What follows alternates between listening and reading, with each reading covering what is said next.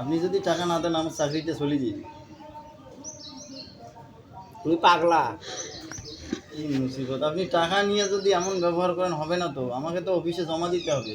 আপনি 3টা কিস্তি বাকি আরে তো বলতেছি না উনি পাগলা। না না, আপনি যদি ভালো মানুষ হইতো উনি কি বারবার বলতো যে আমি পাগলা? আপনার বাবা নাকি?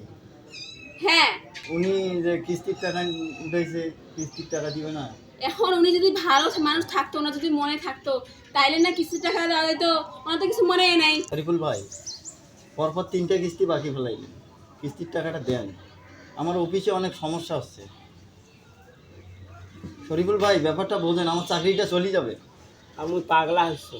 আরে দেখতেছেন মানুষরা বলতেছে উনি পাগল হয়েছে। উনি যদি মনে থাকতো যে কিস্তি তুলছে তাতে কিস্তি টাকা দিতই। আপনি কি ওনার মেয়ে? ও, আপনার মেয়ে না, আপনার মেয়ে হবে সম্ভবত। তা যাই হোক, আপনি টাকা দেন না কেন?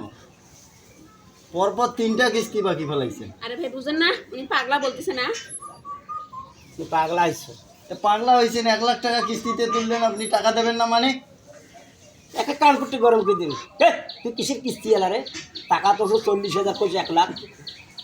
কি আরে আব্বা তোমার না পাগলা? আরে মায়ো, মাঝে মাঝে না পাগলামি করা নেই। বাবা তোরা যাও, পরে আসি কিস্তি নেব। আপনি হয় আমার কিস্তির টাকা দেন, নাহলে আপনার মেঘ দেন। মায়ো ওই পাশে একটা নাটি আছে, আর নাটি আছে। না না না না, হয় আপনি আপনার কিস্তির টাকা দেন, নাহলে আপনার মেঘ দেন। কথা না আব্বা। আপনারা কি করবেন?